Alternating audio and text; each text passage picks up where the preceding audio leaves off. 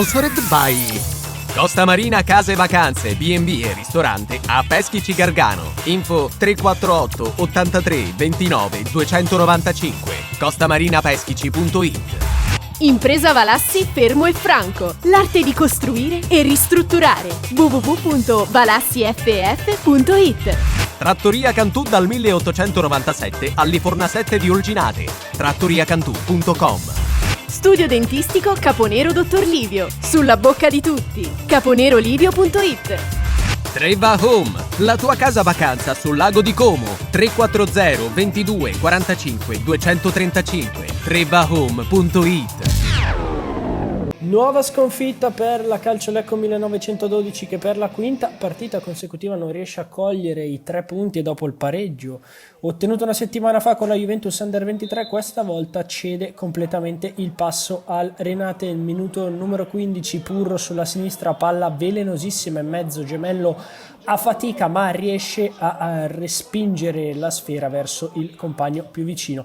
Al 27esimo Renate passa, non un buon alleggerimento di Mastroianni, completa la frittata Marotta e dalla distanza Giuseppe Giovinco, il fratello d'arte e sicuramente per la categoria gran giocatore, trova la demi-volée e l'incrocio alto alla destra di Bruno Bertinato, che decisamente non ha gli argomenti giusti per arrivare su quella sfera. Rivediamo, ottima conclusione di Giovinco, Bertinato che si lascia anche un po' andare e non arriva sulla sfera. 34esimo cross al centro di Giovinco, palla che viene buttata fuori dall'area, ancora Giovinco, gioco di gambe, riesce a crossare nuovamente verso il centro, prova a toccarla da monte, non riesce a indirizzarla verso la porta della 12 in maglia bianca. 36esimo buon cross di Galli, Giudici, stop e mezza rovesciata che per poco non trova l'incrocio pali alla destra di Gemello. Al 39esimo da monte la combina decisamente, sbaglia il rinvio, colpisce Mastroianni, lo atterra giusto un filo fuori dal limite dell'area di rigore ed è assolutamente sacrosanta l'espulsione che viene combinata dal signor Dascagno di Ancona.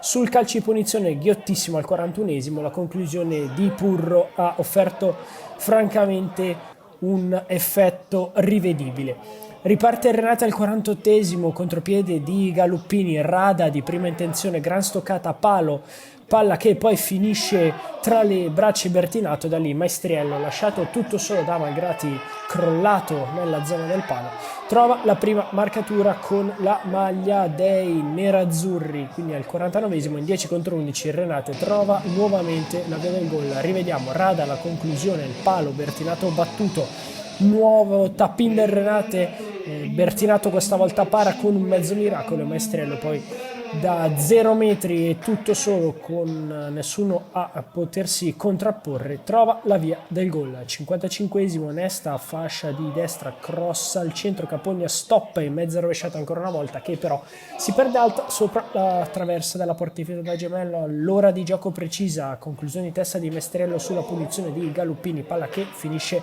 alta. Andiamo fino all'82esimo, Marotta, il cross per Capogna, ghiottissima occasione, conclusione francamente non pervenuta per quanto riguarda la pericolosità. Più pericoloso sicuramente lo è Kabasci su punizione all'86esimo, Bertinato fuori posizione, palla che colpisce a parte alta della traversa. Al 94esimo il duplice fischio di Dascagno che manda le squadre negli spogliatoi. Per il Renate una nuova vittoria, per il Lecco è notte fonda.